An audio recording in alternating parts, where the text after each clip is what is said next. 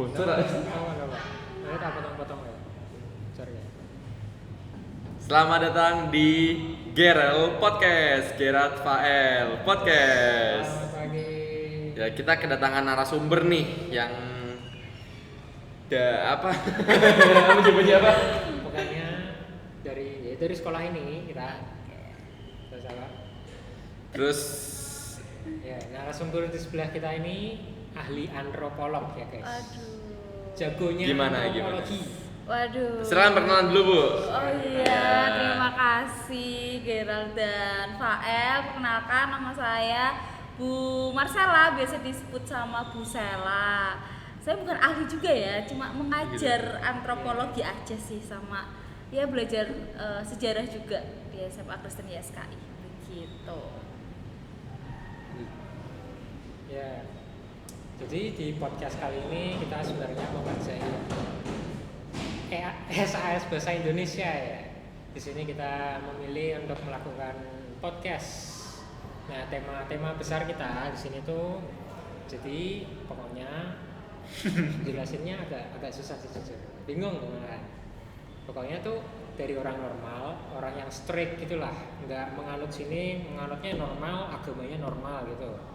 Nah, tiba-tiba mereka bisa seperti Menyukai menyimpang gitu ya. Iya, menyukai Nah, lawan jenis gitu. menyukai lawan jenis ya bener loh ya. Oh ya bener ya? Salah ya? Salah. Menyukai sesama jenis Oh, gitu. oke. Jadi apa sih faktornya yang nyebabin mereka suka seperti itu, terus kenapa gitu loh? Kalau mereka mau gitu loh.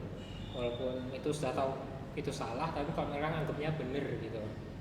Nah, di sini saya nemu nih satu studi kasus nih. Sedikit gak nyambung sama temanya sih, tapi gak apa-apa. Nah, pokoknya itu tentang opening Olimpiade Paris tahun 2024 ya. Iya, benar. Nah, di situ ibu nonton kan Ya, openingnya, ya. yang orang nari-nari itu di terus bawah. ada naik kuda Iya. itu kan. Betul. Nah, di salah satu scene-nya opening itu ada kayak menunjukkan gitu apa LGBT orang yang pakai baju pink atau gitu, bukannya mengejek warna baju pink ya, bukan ya. Tapi memang di situ menunjukkan kayak, maaf itu suara luar masuk ya. Ya, pokoknya kayak nunjukin sisi-sisi LGBT banget gitu loh. Nah, walaupun banyak lah ya di dunia ini orang yang menolak keras apa adanya LGBT atau menyukai sesama jenis, terutama di Indonesia yang negaranya mayoritas Islam. Nah, kita tahu Islam kan bukan no offense ya. Kita tahu kan Islam kalau apa sedikit keras sama agamanya, sama penganutnya juga. Nggak boleh gini, nggak boleh gitu. Kristen pun juga ya, pastinya. Betul. Nah, lanjut. Nah, cuman setelah itu kami tuh kayak berpikir gitu loh. Banyak pertanyaan menurut kami berdua yang muncul di pikiran kami gitu loh. Kenapa? Nah, sehingga saya mengundang ibu ke sini biar pertanyaan kami tuh terjawab gitu loh, Bu. Oke. Gitu. Biar sekalian penonton juga tuh rasa penasaran itu terjawab juga gitu, yang Boleh. ada pertanyaan-pertanyaan di dalam kepalanya gitu. Terus nih, ini menurut ibu aja ya. Menurut ibu dalam konteks perubahan pola pikir LGBT itu salah atau enggak, Bu?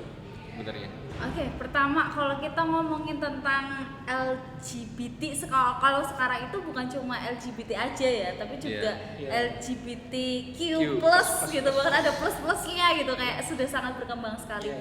Sebenarnya fenomena ini tuh sudah lama, tapi mungkin sangat blow up karena yang namanya internet itu sangat luar biasa powernya, jadi kelihatan banget. Tapi kita bisa melihat seseorang individu bisa menjadi pribadi yang seperti itu karena ibu juga belajar antropologi. Sebetulnya faktor yang paling penting itu keluarga gitu. Jadi kalau kalian juga sudah belajar antropologi, di keluarga itu punya banyak sekali fungsi, dan salah satu fungsinya adalah afeksi atau kasih sayang. Iya. Nah, sebenarnya ini kelihatan loh. Kalau mungkin ya, ibu juga tidak melakukan riset, tapi seringkali ketika ibu melihat berita atau mungkin ada orang yang sudah terjerumus ke LGBT itu, biasanya dia adalah orang yang masa lalunya itu ada something gitu, ada sesuatu di masa lalunya sehingga dia menjadi pribadi yang seperti itu.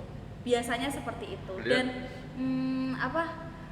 faktor-faktor lain ya, jadi ada faktor dari internal dirinya sendiri dan juga yang paling penting itu faktor dari keluarganya sendiri.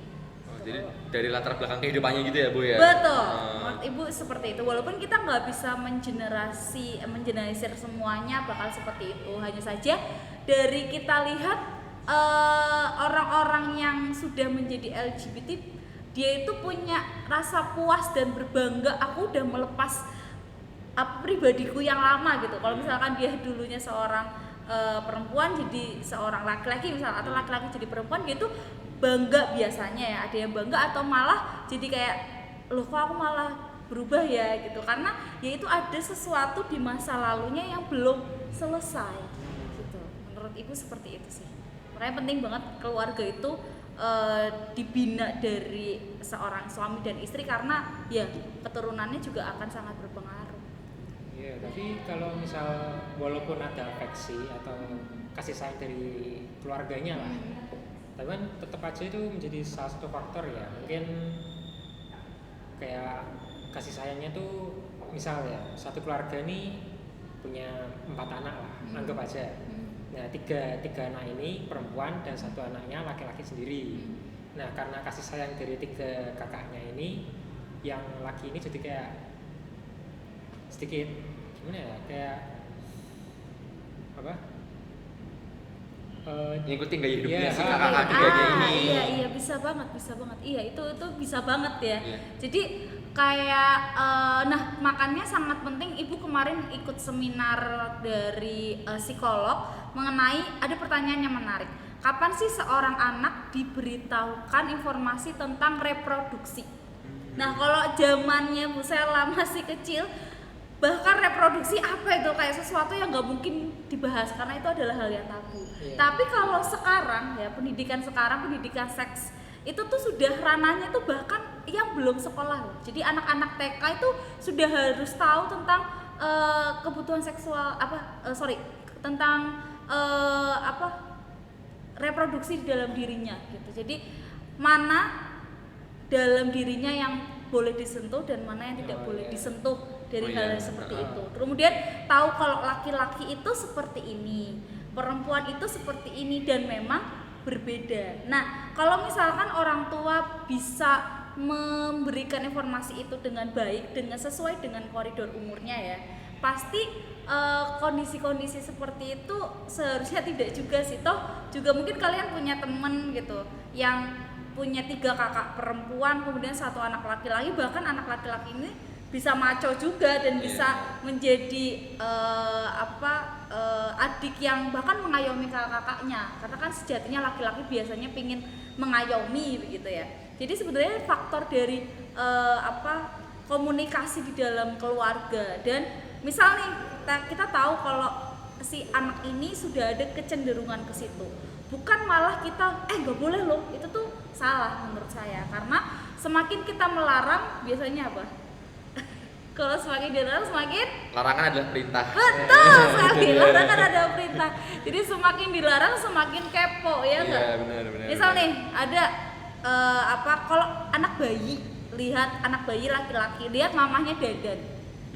Anak bayi kan nggak tahu apa-apa ya. Oh ya, terus ikut. Apa bedakan tuh apa gitu ya, mau pakai aja gitu. Nah gimana caranya si ibu ini menyampaikan bahwa bedakan itu biasanya anak perempuan. Nah itu kan komunikasi dari si orang tua ini, si ibu ini kepada si anak gitu. Jadi yang pakai bedak itu mamah ya, kalau kamu sama papa aja pakai parfum, misal kayak gitu.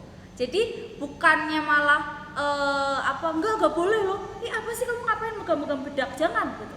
Semakin jangan, oh iya nih bedak itu bentuknya seperti ini nak, ditunjukin bentuknya, boleh dicium tapi jangan dipakai ya. Atau pakai bahasa kayak kalau bedak biasanya dipakai untuk perempuan supaya kulit kita halus gitu. Kalau laki-laki biasanya kulitnya udah bagus nak, jadi nggak usah. Gimana kalau kita pakai parfum aja, ya kan? Jadi menggunakan bahasa yang bukan malah menolak atau mentidakbolehkan sesuatu, tapi memberikan solusi lain gitu. Jadi anak tersebut tahu kalau aku memang koridorku ya laki-laki seperti ini Biasanya kayak gitu sih kalau ibu melihatnya. Oh, oke. Terus ibu tahu nggak sih kayak apa efek atau dampak pada lingkungan sekitarnya atau masyarakat di sekitarnya tentang LGBTQ gitu? Oke. Dampak di masyarakat ketika ada yang sudah terkena atau masyarakat secara umum nih yang Jadi mau kayak- kamu ambil, misalkan kasusnya kayak apa? Mungkin kayak menurut masyarakatnya gitulah ya, masyarakat umumnya kayak ngapain sih LGBT gini di sini kayak gitu, kayak mengganggu banget gitu. Oke. Jadi masyarakat secara general ya. Iya. Nah, kita lihat kalau ibu lihat itu mungkin dari media sosial dulu deh. Ya. Boleh. Ya, kalau kita lihat di media sosial, kalian merasa nggak sih kalau yang LGBT itu biasanya gampang banget terkenal? Ya. Kalian tahu nggak yang ibu nggak mau sebut merek ya. Jadi dia laki-laki kemudian dia menikah di luar negeri dan punya suami laki-laki juga begitu. Kemudian dia terkenal sampai sekarang bahkan dia ngomong aku bahagia dengan suamiku gitu-gitu. Tapi banyak yang menghujat, tapi dia semakin famous, semakin terkenal. Iya benar. Jadi satu sisi masyarakat kita itu aneh ya. Jadi menolak, tapi satu sisi juga kepo, ingin tahu orang ini tuh gimana. Jadi kalau ibu lihat itu masyarakat tentang LGBT sangat menolak dengan keras. Tapi kita itu kayak meraba-raba orang-orang yang LGBT ini tuh kehidupan mereka kayak apa sih? Oh iya. Karena ngerasa nggak, jadi kita menolak dengan keras kayak apa sih nggak boleh LGBT. Tapi kalau orang LGBT bikin vlog, bikin instastory, bikin ini biasanya jadi selebgram, jadi youtuber gitu. Jadi sesuatu yang sangat kontras. Nah maka dari itu sangat perlu sekali untuk kita ya yang tahu tentang LGBT, karena menurut ibu bukan orang yang pro dengan LGBT. Mungkin itu dulu ya yang harus orang-orang tahu. Ibu tidak pro, tapi ibu tidak mau menjudge atau menyingkirkan mereka gitu. Karena menurut ibu mereka adalah orang yang berani untuk mengambil apapun resiko di depan mereka. Oh iya. Ya kan sih, kayak mereka tuh berani apapun yang orang lain ngomong, aku bakal gas, ini adalah aku, ini adalah aku gitu. Nah masyarakat kita itu perlu banget jangan malah hanya menolak, tapi cari tahu juga sebetulnya alasan mereka seperti ini tuh apa gitu. Dan karena permasalahan tentang LGBT ini sebenarnya bukan sesuatu yang jauh. Nah di deket-deket kita mungkin sudah ada orang-orang yang cenderungan sudah ke arah sana, itu mungkin sudah ada gitu. Cuman mereka tidak menunjukkan, mengeksplor, karena mereka tahu kalau mereka menunjukkan itu mereka bakal langsung dikucilkan. Iya. Gitu. Jadi ya itu sangat ironis ya. Jadi satu sisi nolak, satu sisi kepo juga orang-orang LGBT itu kayak gimana. Gitu. Terus apa nih? Tadi saya mau nanya soalnya malah lupa. Deh. Apa ya? Terserah kalian. Jadi Kalau menurut kalian deh gimana tentang LGBT ini? Mungkin dari situ aja. Menurut saya sih, oh ya pertanyaan saya itu, Oke. nah menurut ibu sendiri kayak orang LGBT itu apa enggak terlalu maksa buat mereka tuh ingin terkenal gitu loh. Jadi kayak apa ya istilahnya, ada istilahnya tapi lupa apa. Jadi kayak mereka tuh memaksakan sendiri kalau mereka tuh ingin terkenal banget, kayak kepengen banget dilihat sama orang gitu loh. Oke. Harus pengen banget diterima. Oke. Sebenarnya kalau ibu lihat LGBT itu bukan untuk mereka itu terlihat kayak woi gue LGBT itu enggak. Tapi kalau ibu lihat itu LGBT, orang-orang yang sudah mengakui dirinya LGBT, mereka ingin diakui sebagai sebuah masyarakat gitu. Jadi mereka merasa kalau aku itu juga bagian dari masyarakat, maka aku sangat boleh untuk menunjukkan diriku yang sebenarnya. Jadi mereka tuh merasa ya nggak apa-apa sih, kan aku juga bagian masyarakat, kenapa sih kalian itu seperti ini. Nah kalau mereka sih ngomongnya loh ini kan hakku, apalagi orang-orang Amerika ya, sangat individualis, sangat menjunjung tinggi HAM, sampai lupa kalau ini tuh sesuatu di luar kodrat manusia. Jadi mereka itu pingin jadi orang yang diakui secara negara dan diakui untuk melakukan sesuatu tuh secara legal. Jadi misal pernikahannya pinginnya legal, punya anak legal gitu. Jadi mereka pingin itu gitu. Padahal mungkin ada negara-negara yang sudah memperbolehkan ya, dan itu jujur itu sangat ironis gitu ya buat kita gitu. Tapi Indonesia semoga saja tidak gitu ya. Untuk beberapa tahun, bahkan untuk 20 sampai 50 tahun ke depan semoga tidak. Tapi sudah ada negara-negara yang mengakui mereka, dan mereka tuh kadang karena merasa, nah ini, mereka tuh merasa minoritas, tau gak? Mereka tuh merasa kalau loh, kenapa sih kalian itu tidak menginginkan aku loh? Kan kalian juga seharusnya tahu apa yang sudah kalian kerjakan itu sesuatu yang salah. Gitu.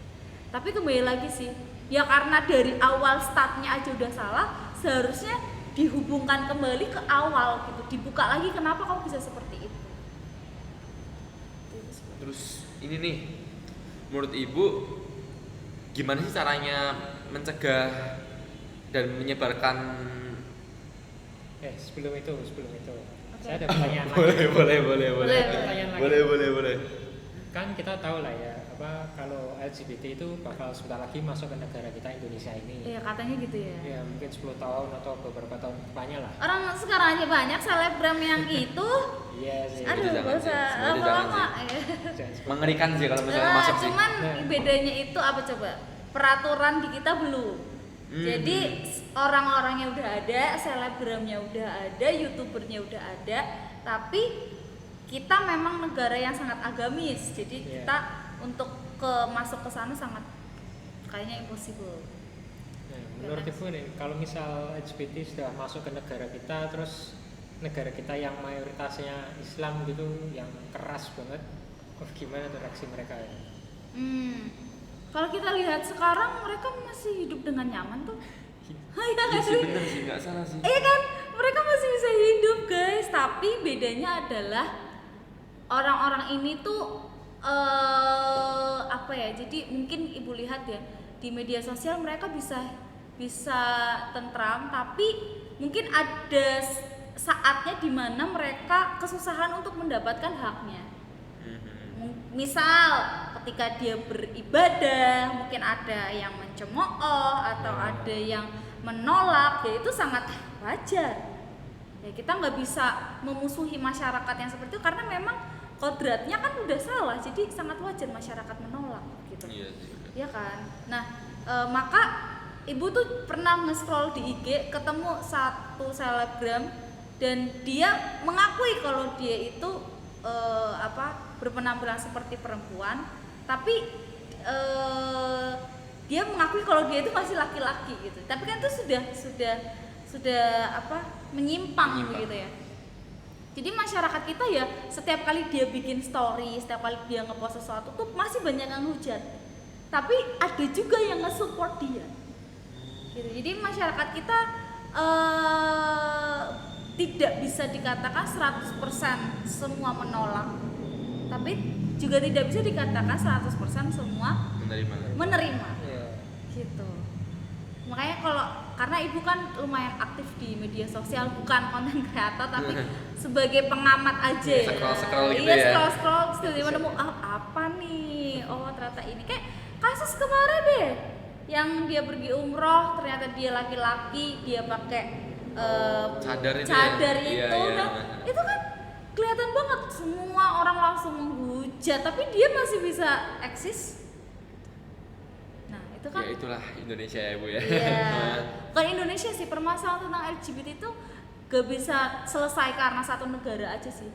Tapi kembali lagi ke orang ini mau dia nggak mau berhenti jadi LGBT juga kagak bisa berhenti gitu. Iya. Kecuali kita ada pendekatan, kita minta dia untuk rehab, kita ajak diskusi lagi, kita tanyain kenapa kamu memilih jalur ini, alasannya apa, kenapa susah keluar, apakah karena ada orang-orang di sekitar kamu yang mendukung itu atau memaksa kamu untuk menjadi itu, karena ada juga loh. Nah yang dia sebenarnya pengen keluar tapi dia takut untuk keluar gitu karena circle itu atau pertemanannya dia atau rekan bisnis mungkin kan bisa aja terjadi. Iya. Nah, Terus tadi pertanyaan saya ya. iya, Iya, silakan. bener. Silakan. Terus gimana sih Bu caranya mencegah atau apa yang kita harus lakuin agar kita itu tidak berjalan ke jalan yang salah gitu loh Bu? Oh, oke. Seperti menganut sistem LGBT dan apa yang harus kita lakukan untuk mengurangi penganut LGBT? Oh, oke. Pertama, jangan semata-mata kita langsung say no to LGBT. Iya. Ya, jadi kita tetap harus tahu dan harus menyadari dan memahamkan diri bahwa mereka itu ada. Itu dulu. Nah, kalau kita udah tahu kalau mereka itu eksis, mereka ada, respon kita terutama kalau kita kan udah tahu kita normal gitu ya, yang jadi permasalahan ada mungkin teman kita atau mungkin nanti anak-anak kita yang nantinya lebih mudah untuk terpapar itu. Pendekatan pribadi ke orang ini ya, mungkin ke teman kita gitu atau ke anak kita itu sangat penting gitu.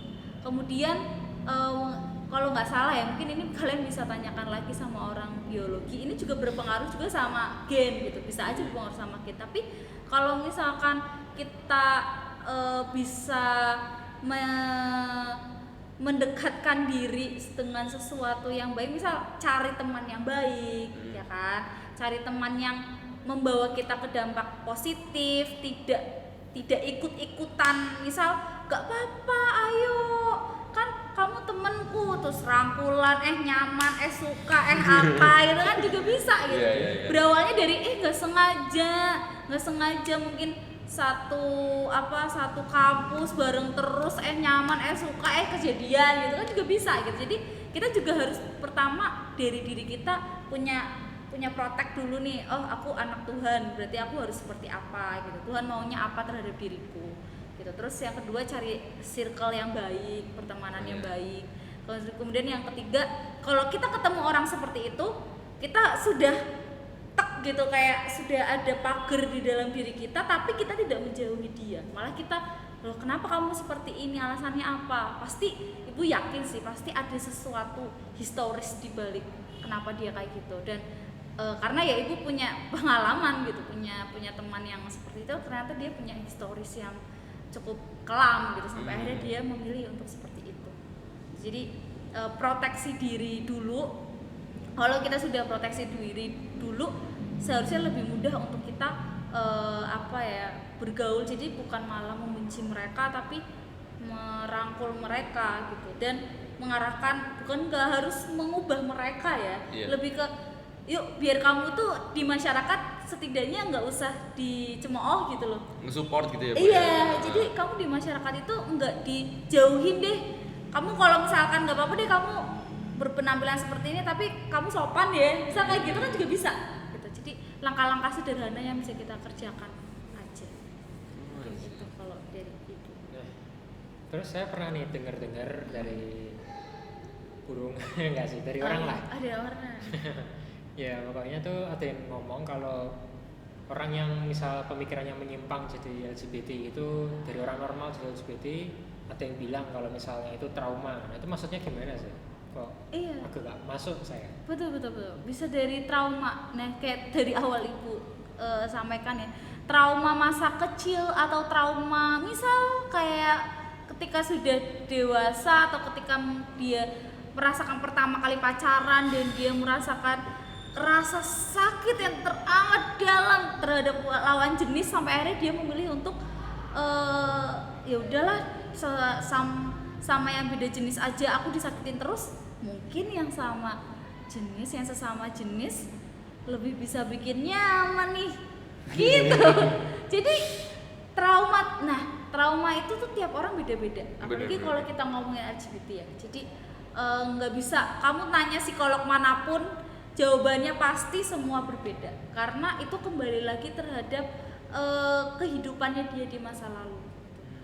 Dan mungkin Gerard nggak bisa membayangkan, karena yang bisa merasakan itu ya mereka itu Betul. Jadi apa namanya? Tapi ya kamu juga kalau punya opini tentang hal ini juga nggak apa-apa ya. Jadi apa namanya, trauma, setiap orang merasakan trauma itu levelnya berbeda-beda juga. Ketika dia merasa disakiti oleh ayahnya, mungkin ya karena dia seorang laki-laki, dia disakiti sama ayahnya, dia semakin apa, jadi benci banget sama sosok laki-laki sehingga dia berubah jadi perempuan. Itu bisa terjadi. Oh iya. Ya kan? Jadi saking bencinya, aku enak banget lihat laki-laki dengan rambut pendek dan baju yang ganteng itu. Kayaknya kalau aku jadi kayak ibu aku yang baik hati, lemah lembut, kayaknya aku lebih nyaman deh. Itu bisa terjadi loh. Ya kan, karena traumanya dia, karena dia dipukul di apa sama ayahnya. Itu bisa terjadi. Jadi permasalahan tentang LGBT ini bukan semata-mata hai sis gitu, enggak juga ya gitu. Orang-orang biasanya mikirnya gitu loh.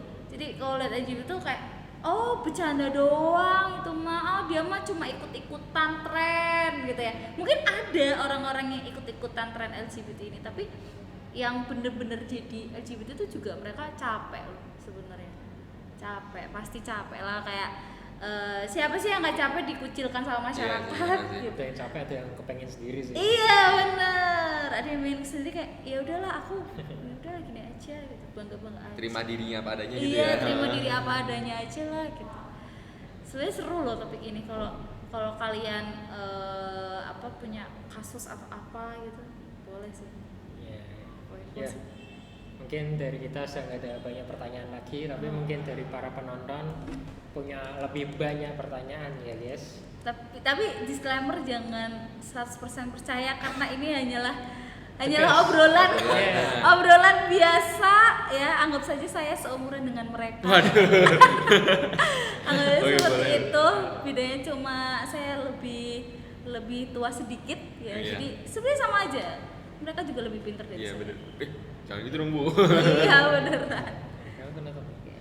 Yaudah, itu mungkin topik kita hari ini dari narasumber kita, Bu Marcella, Jangan sebagai tunggu- guru antropologi dan sejarah ya Bu ya. Oh yes, Heeh. betul. Jangan tunggu episode selanjutnya ya, nggak bakal bikin kok. Oke, gak bakal bikin katanya. Kalau ramen bikin, Udah ngomong Barangkali bikin ya. lagi nggak apa-apa. Kasih paham. Kalau 1 juta viewers, Oke, saya. Amin amin. udah direkod. Yaudah, sekian dari apa? Pagi. Gerel. Oh, Gerel. KRL Podcast. Yes. Terima kasih juga Bu Sela sudah hadir Terima di dalam kasih. podcast kami. Sudah mau meluangkan waktunya. Betul. Yes, sama-sama. Jangan kapok-kapok Bu diundang podcast. Oh tidak, aman. Aman ya? Tenang. Aman ya berarti ya? Aman ya, tadi podcastnya aman deh. Aman. Ini bener-bener nggak ngerti. Ini pertanyaannya baru tahu. Nggak ada gimmick ya Bu ya? Tidak ada gimmick. Nggak ada gimmick, nggak ada briefing juga. Nggak ada script, no Nggak ada script. script. No everything. Seru. Thank you so much. Ayo, Itu sangat ayo. bahagia sore hari Terima ini. kasih. Sangat menyenangkan ya. Dan sampai jumpa, Tuhan memberkati. Thank you. Bye.